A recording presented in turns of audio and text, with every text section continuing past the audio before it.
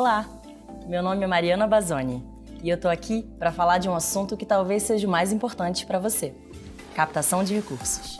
Sem recursos, nada acontece, né? E quando eu digo captação, eu não estou falando apenas de dinheiro. Isso também envolve pessoas, materiais e tudo aquilo que ajuda uma organização a funcionar.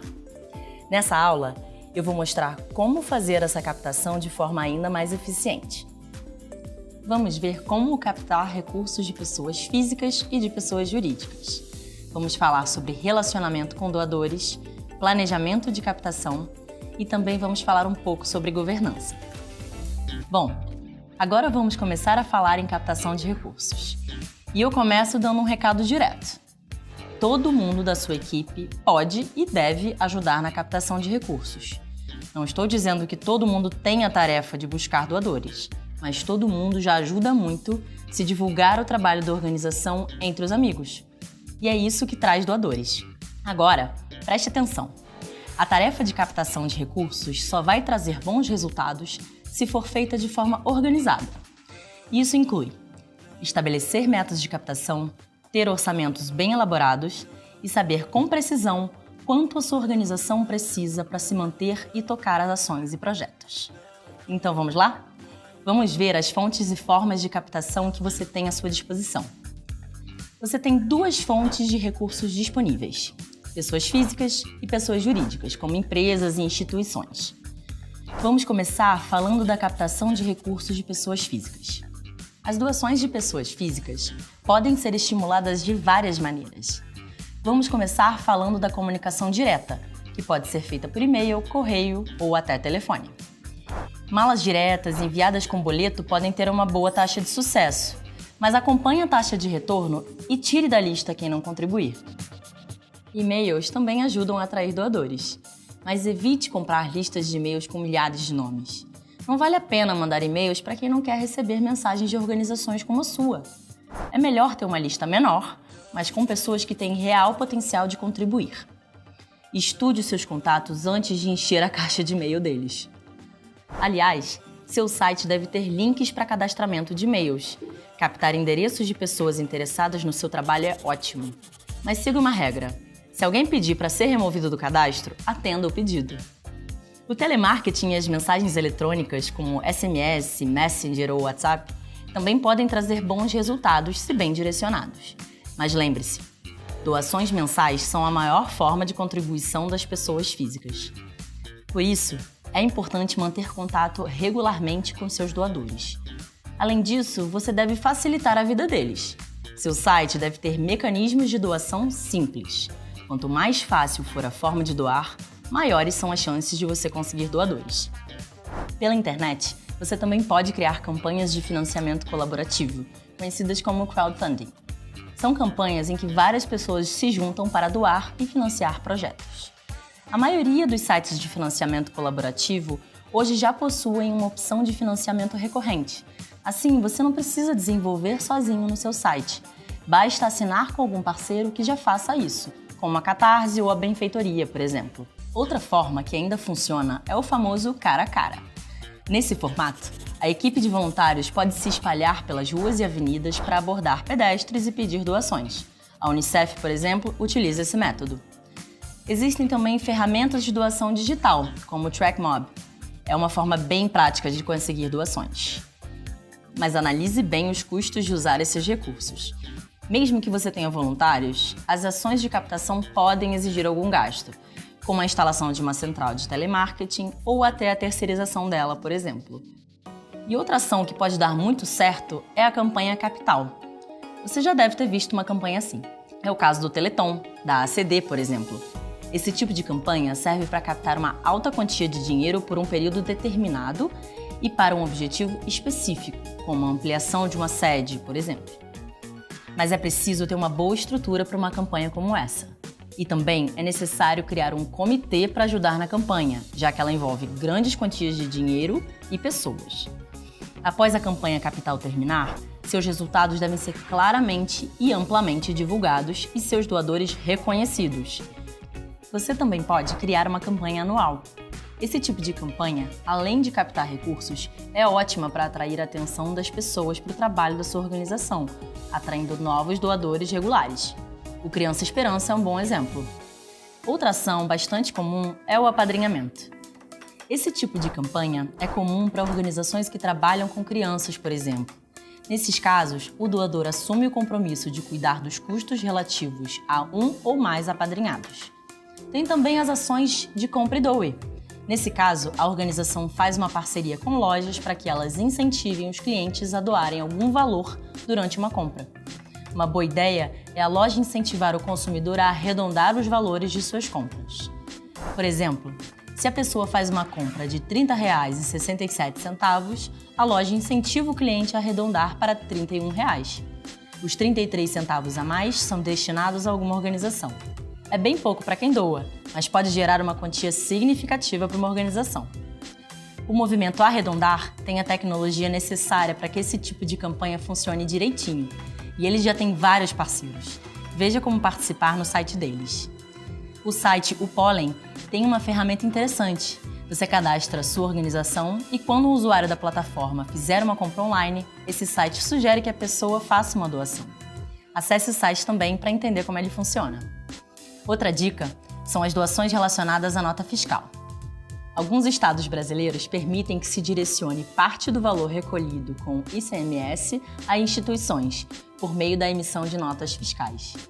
Em São Paulo, por exemplo, a nota fiscal paulista devolve aos consumidores até 20% do ICMS recolhido, e o consumidor pode optar por não cadastrar a nota em seu CPF.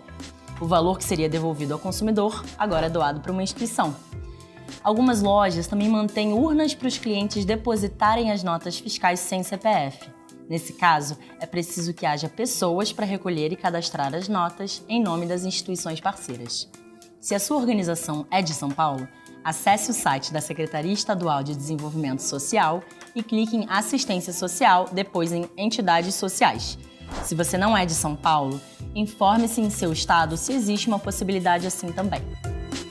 Outra maneira de captar recursos é por meio da venda de produtos ou serviços. Sua organização também pode produzir e vender produtos pelo site de vocês ou empresas parceiras. Quer ver um exemplo? Muitas organizações vendem adesivos e canecas em suas lojas virtuais. Além da renda, esses produtos ajudam a difundir uma causa. Sua organização pode criar cursos e palestras pagas também. Não é tão difícil pensar em produtos ou serviços para vender. Peça ideias para sua equipe. E ainda tem os eventos. Essa é uma forma bem antiga de captação. E se o evento for bem feito, o resultado pode valer muito a pena. Por exemplo, você pode promover festas, jantares ou shows para angariar fundos com esses eventos. Mas não se esqueça, sua organização precisa ter recursos para investir no evento. É bom criar uma comissão organizadora para cuidar desse trabalho. Você também pode firmar parcerias com empresas especializadas em eventos, o que facilita bastante. Eventos são ótimos para divulgar causas e atrair novos doadores e voluntários. Por isso, o público-alvo deve ser bem definido. Convide pessoas influentes e formadoras de opinião em seu meio. Além disso, os eventos são uma estratégia que também pode ser usada com outro tipo de público, as pessoas jurídicas. Vamos ver como captar recursos com elas. Quando se trata de doações de pessoas jurídicas, o cenário muda um pouco. Em geral, as quantias doadas são maiores e existem outras formas de contribuir. Vamos ver algumas. O patrocínio é uma delas. O patrocínio é quando uma empresa destina recursos a uma organização em troca de ter o seu nome associado a ela.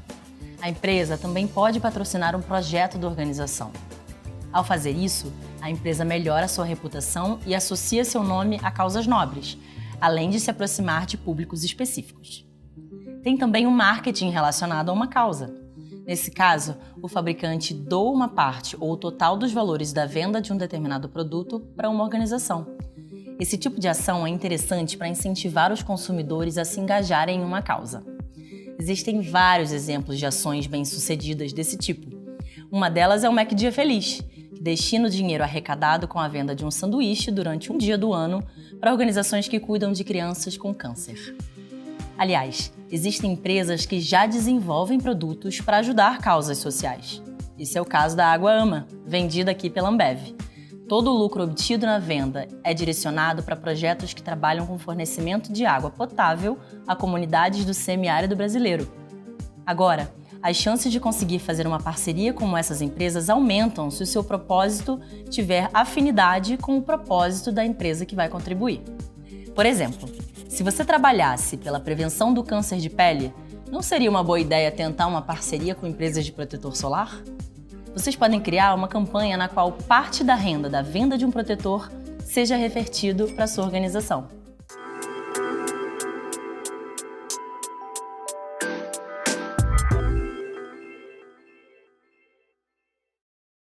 Outra forma de captar recursos, que imagino que vocês conheçam bem, são os editais, concursos e prêmios. Muitas empresas e entidades governamentais promovem ações em que projetos sociais são selecionados para receberem apoio financeiro. Mas também existem prêmios e concursos que, em vez de dinheiro, oferecem reconhecimento. Isso traz mais credibilidade à organização, o que facilita a captação com outros doadores. Existem diversos editais que são lançados ao longo do ano. Acesse o site da Associação Brasileira de Captadores de Recursos para poder acompanhar as novidades. Falta falar ainda de leis de incentivo e outros mecanismos. Existem várias leis que incentivam a doação para organizações e projetos sociais. Algumas delas permitem contribuições tanto de pessoas jurídicas como físicas. Em geral, essas leis abrangem grandes áreas como cultura, esporte, educação, por exemplo. Vou falar sobre algumas das mais importantes. Primeiro, vamos falar de leis de incentivo à cultura. A Lei Rouanet é a mais famosa de todas as leis de incentivo à cultura e ela é relativamente simples. Ela permite que pessoas físicas ou jurídicas com lucro real doem até 4% do imposto de renda devido para projetos culturais. A dedução pode ser de até 100% do valor doado, dependendo do projeto. Ela também permite que os patrocinadores insiram sua marca em todo o material de divulgação do projeto.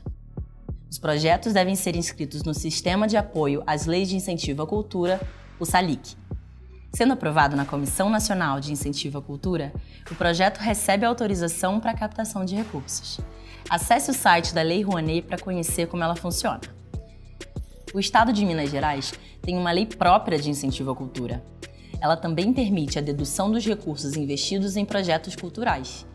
A dedução pode ser de 3% até 10% do ICMS devido, de acordo com o total do faturamento da empresa patrocinadora. O site da Secretaria de Cultura de Minas Gerais tem todas as informações necessárias. Para projetos culturais realizados no estado de São Paulo, ainda existe o PROAC, que é o programa do governo paulista que permite investimento de parte do ICMS em projetos relacionados à cultura. O projeto cultural deve ser realizado no próprio estado e deve ser aprovado em edital da Secretaria Estadual de Cultura. Se você atua em São Paulo, acesse o site do PROAC para conhecer melhor os detalhes desse programa. Além desse, tem também o Programa Municipal de Apoio a Projetos Culturais, o PROMAC.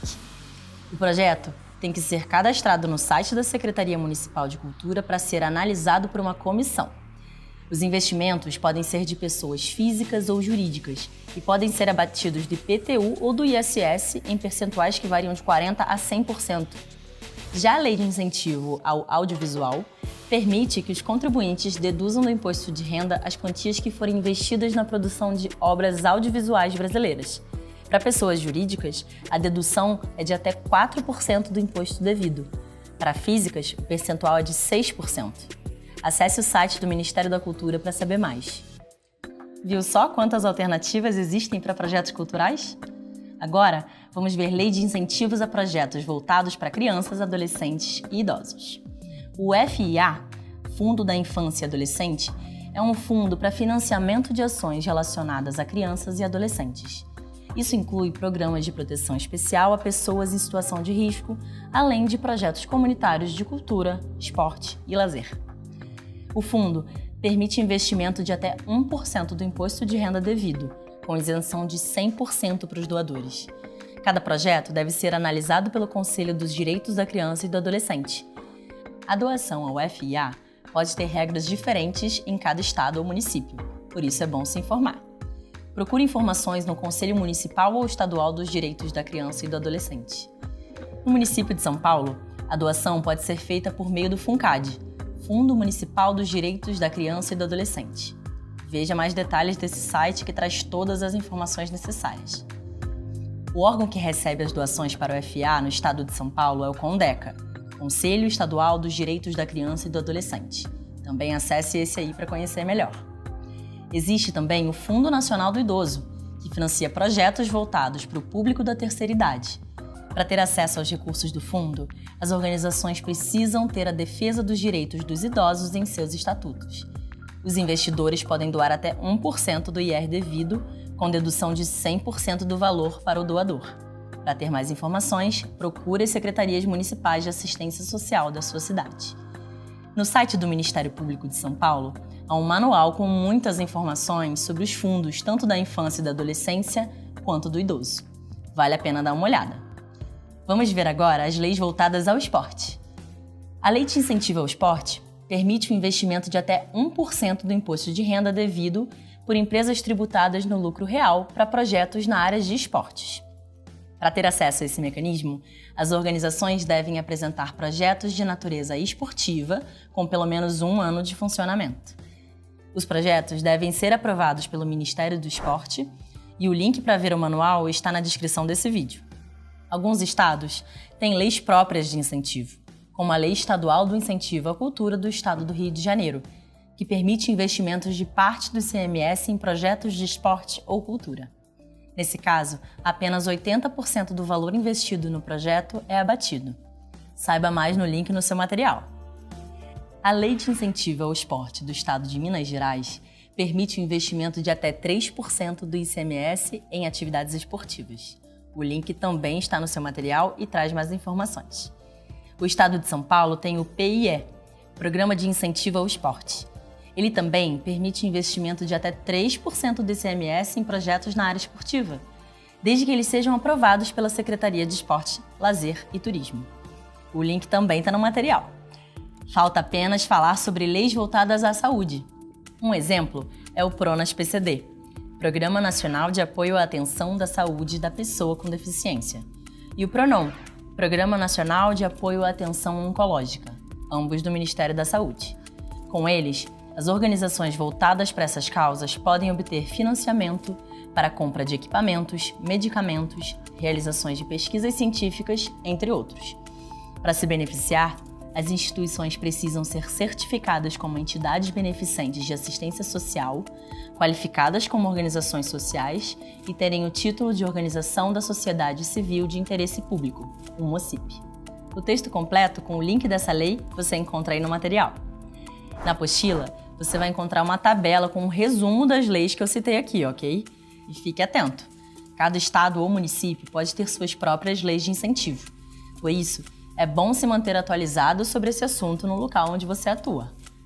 Vale a pena falar também das entidades de apoio a atividades filantrópicas. São as fundações, fundos e instituições intermediadoras ou de financiamento. Algumas atuam com projetos próprios, mas existem aquelas que financiam projetos de áreas específicas. No site do GIF, Grupo de Institutos, Fundações e Empresas, você encontra mais informações sobre as fundações. Já no site da Associação Brasileira de ONGs, você encontra dados sobre os principais fundos públicos que existem no Brasil. Tem também as instituições intermediadoras de recursos financeiros. São entidades que captam recursos para repassar para projetos e negócios sociais. É o caso da Nest e da Citaui. Essas duas instituições têm muita credibilidade, pois são bastante criteriosas no repasse de recursos. E ainda tem as instituições internacionais de financiamento. A Unicef é um bom exemplo, mas existem instituições que representam governos de outros países.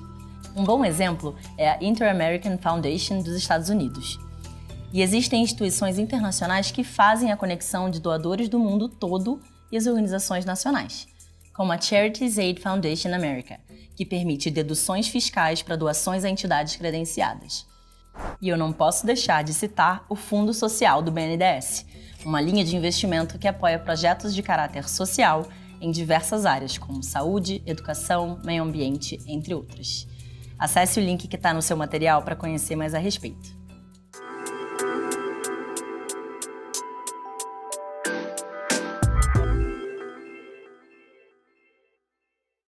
Ok, falei bastante de fontes de captação de recursos. Agora está na hora de falar um pouco sobre quem fornece esses recursos: os doadores. Vamos começar pensando nas razões que levam uma empresa ou uma pessoa a financiar uma organização ou um projeto social. Podem haver vários motivos: identificação com a causa ou com a missão e os valores da organização, consciência da sua responsabilidade social, melhora da sua imagem junto a consumidores ou usuários de seus serviços e o alinhamento com a sua estratégia de negócio.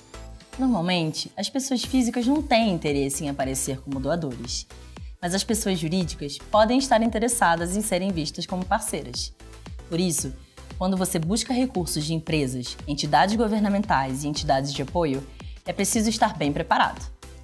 Eu trouxe aqui algumas dicas práticas para você se sair bem na hora de apresentar a sua organização ou algum projeto para uma empresa. Vamos lá? A primeira dica é essa: as pessoas têm cada vez menos tempo, então seja objetivo, vá direto ao ponto e passe as mensagens que são importantes, nada de enrolar. Aliás, vale a pena perguntar antes qual é o tempo disponível para a reunião. Uma boa apresentação não precisa durar mais do que metade do tempo da reunião. Use a outra metade para conversar, tirar dúvidas e construir o relacionamento. Ao criar uma proposta para uma empresa, tente se colocar no lugar do financiador, para entender o que a empresa dele pode ganhar ao apoiar você. E na hora da apresentação, ressalte esses pontos. Uma apresentação em PowerPoint é muito mais bem vista do que longas dissertações em Word. Se você vai mostrar uma apresentação visual, evite exageros. Nada de mostrar 50 slides. Faça apenas o que é necessário para dar seu recado. Os slides são apenas seu apoio. É a sua fala que vai fazer a diferença. Relatos de experiências pessoais, por exemplo, podem ser muito mais poderosos e emocionantes do que uma apresentação com visual bonito. A apresentação deve ter textos com um tamanho de letra confortável para ler. Uma conversa ao vivo é sempre melhor do que um contato online, mas se não for possível, não insista. Hoje em dia, é comum as empresas tomarem decisões à distância. Se te pedirem a proposta por e-mail, não deixe de mandar. Esteja atento à sua forma de falar. Na aula 6, que fala sobre comunicação, a gente dá dicas importantes para adequar sua linguagem de acordo com o público. Organize sua apresentação em ideias centrais e depois faça os desdobramentos. Por exemplo, gostaríamos de obter patrocínio de X mil reais para tal ação. Essa é a ideia central. E aí vem os desdobramentos. Temos 3 formas de patrocínio: A, B e C. A contrapartida que podemos fornecer é Y. Assim tudo fica mais claro. E seja flexível. Pergunte se a pessoa deseja propor outra forma de patrocinar. Seja claro ao falar de seus objetivos. Se seu objetivo é financeiro, coloque pelo menos uma ideia de valor. Esteja preparado para objeções e questionamentos. Pense quais perguntas um financiador pode fazer para você não ser pego de surpresa. E pergunte antes: que tipo de infraestrutura que você vai ter disponível para se apresentar? Leve a sua apresentação em mais de uma mídia, como pendrive, notebook ou até mesmo um papel, para não sofrer com algum tipo de imprevisto. E tente chegar pelo menos 10 minutos adiantado. Bom, a apresentação é apenas uma etapa do trabalho de buscar um doador, porque ainda temos que falar do relacionamento com eles. É bom ter em mente que o ideal é criar um laço duradouro e confiável com seus doadores. Então vamos dizer que você envie e-mail para atrair doadores e apoiadores. Você provavelmente não vai ter resposta de todas as pessoas. Mas o que fazer com as respostas positivas que você receber? Você precisa manter um bom relacionamento com aqueles que se tornarem doadores. Então preste atenção nessas dicas. O que a gente faz quando conhece um novo colega de trabalho ou um novo vizinho? A gente tenta descobrir interesses em comum para começar a conversar. Isso também vale para começar um bom relacionamento com novos doadores. Busque interesses em comum. Mantenha seu banco de dados organizado com informações atualizadas dos seus doadores. Registre todas as comunicações enviadas a eles. E mande sempre informações claras e consistentes. É muito importante construir esse relacionamento transparente e duradouro. Com base na confiança criada, maiores serão as chances de uma nova doação no período seguinte e até mesmo de boas indicações a novos doadores. Esteja sempre aberto ao diálogo. Convide os seus doadores a conhecerem de perto o trabalho da organização. Tente personalizar as conversas. Seja o João falando com a Maria e não a organização X falando com a empresa Y. Isso também vale para as comunicações escritas, como e-mails e mensagens de celular. Crie argumentos para que o doador veja vantagens em fazer a doação. Por exemplo, Se uma empresa de esportes patrocina uma corrida beneficente, ela precisa perceber que o nome da empresa vai estar associado a um evento que promove a saúde. Essas dicas são importantes para você manter os seus doadores sempre próximos e fiéis a você. Mas agora, vamos falar de outra ação que é fundamental para a sustentabilidade financeira da sua organização: o monitoramento do trabalho de captação de recursos. Fazer esse monitoramento é essencial. Isso vai te ajudar a mudar a estratégia de captação caso seja necessário. Você precisa criar métricas para ver como está indo o seu trabalho. E aqui vão algumas dicas. Ao lançar uma campanha de captação, verifique antes quantos doadores a organização tem, qual a regularidade e o valor médio das doações. Após a campanha, faça isso novamente para saber se houve mudanças. Verifique por quanto tempo os doadores contribuem com a organização. Acompanhe o número de cancelamentos de doação e os que foram revertidos. Saiba quantos e-mails foram abertos e quantos cliques seu site recebeu. Esses dados são super úteis para saber o nível de interesse das pessoas na sua organização. E analise qual tipo de contato funciona melhor com cada tipo de público. Telefone, e-mail, etc. Assim, você investe nos canais mais eficientes. E fazendo esse tipo de monitoramento, fica mais fácil tomar alguma atitude quando a meta não for atingida.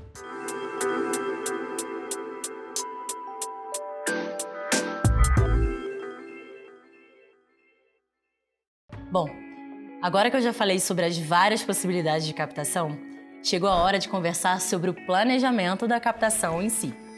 E esse assunto é muito importante. Eu vou mostrar para vocês uma planilha de captação. E a partir dela, vamos começar a fazer o planejamento. Vamos entender cada item dessa planilha. E o primeiro é a meta financeira.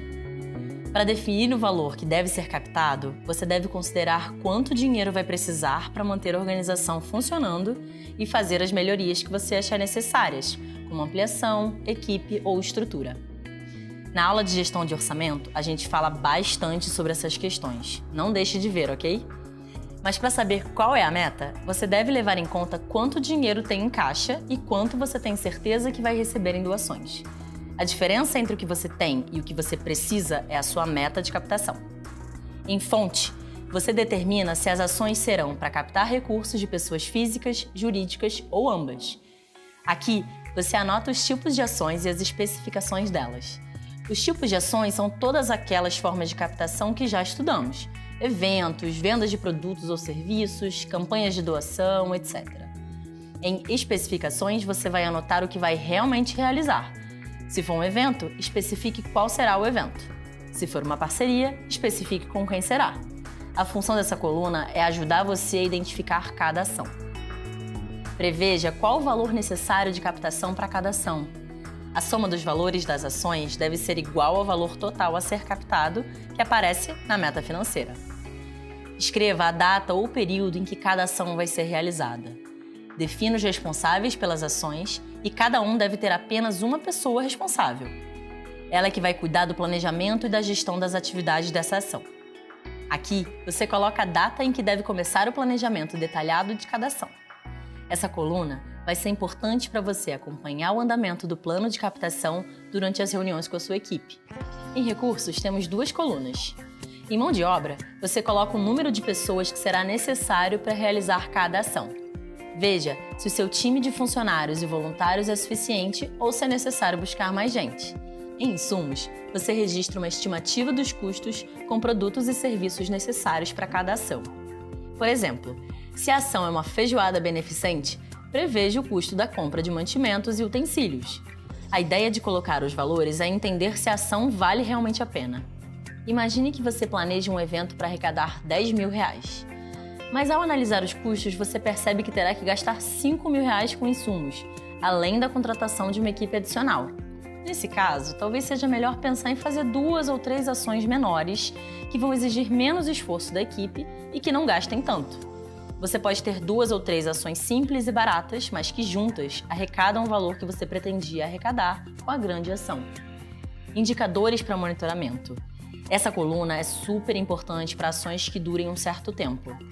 Por exemplo, imagine que você planeja captar R$10.000 em doações de pessoas físicas e planeja enviar por mala direta 5.000 boletos em um período de 2 meses. Mas aí, Logo no primeiro mês, você percebe um problema. Das 3.000 pessoas para quem você enviou a mala direta, apenas 900 contribuíram, e com um valor médio de R$ 20 em contribuição, o que dá apenas R$ 1.800. Ou seja, na metade do tempo da ação, você não captou nem metade do que pretende captar. Para isso que servem os indicadores. Nesse caso, você pode tentar reverter o problema, enviando boletos para mais pessoas ou criando estratégias para atingir o valor que você precisa. Para definir esses indicadores, reveja o que a gente falou sobre o assunto na aula 2, que fala sobre estratégia e tática. Como exemplos de indicadores, podemos citar o valor médio das doações, a quantidade de ingressos vendidos para um evento ou a taxa de conversão das ligações, ou seja, quantas ligações realmente geraram doações. E aí, com o plano de captação na mão, os responsáveis por cada ação já podem fazer o planejamento e execução nos prazos previstos no calendário. Bom, que tal fazer um exercício prático? Crie um plano de captação de recursos para sua organização, ou para a Escrever, que é a organização que usamos como exemplo em várias aulas. Daqui a pouco a gente continua.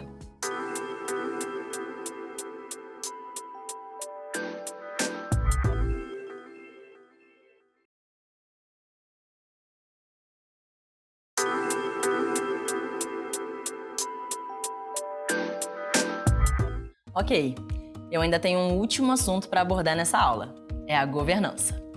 Antes de qualquer coisa, é bom explicar o que é governança, né?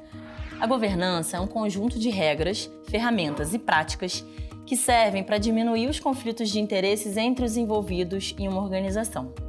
É ela que garante que todos da sua equipe têm uma conduta correta. E isso é fundamental. Afinal, se você é um doador de uma organização, um dia vai querer saber se o dinheiro que você doou foi realmente aplicado em prol da causa que ela defende. Transparência é tudo quando estamos falando de orçamento.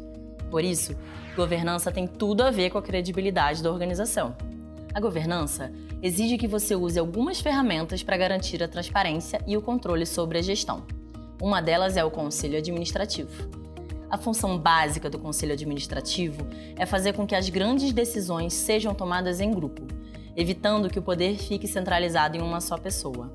Isso aumenta a transparência, já que existem mais pessoas analisando as decisões. Um conselho atuante pode ajudar na captação de recursos, porque governança é como se fosse um selo de garantia de que os recursos serão bem usados. Aliás, a doação de recursos deve começar pelo conselho, pois isso dá legitimidade aos pedidos de doação. Algumas organizações têm até um conselho específico para cuidar da captação. É importante ter uma auditoria independente e um conselho fiscal para analisar as contas da organização. Tudo isso garante mais transparência e credibilidade. Prestar contas anualmente também faz parte da governança. Assim, os doadores sabem como o dinheiro foi usado. Na aula 2, que aborda estratégia e tática, a gente mostrou como usar esses indicadores. Eles vão ser muito úteis para criar esse tipo de relatório. Existe um modelo usado internacionalmente. É o Global Reporting Initiative. Acesse esse link para conhecer melhor. Lembre-se, comece fazendo relatórios simples. É melhor ter um relatório mais simples do que não ter nenhum. E não se esqueça de agradecer a todos os doadores que ajudaram a transformar parte dos sonhos da sua organização em realidade. E uma dica final. Você sabia que existe um código de ética da Associação Brasileira de Captadores de Recursos? Você também pode conhecer melhor nesse link. É bem interessante. Não perca a próxima aula, que é sobre solução de problemas. Ela está cheia de dicas práticas que vão te ajudar bastante no dia a dia. Espero que você aproveite tudo que falamos nessa aula no seu trabalho. Um grande abraço!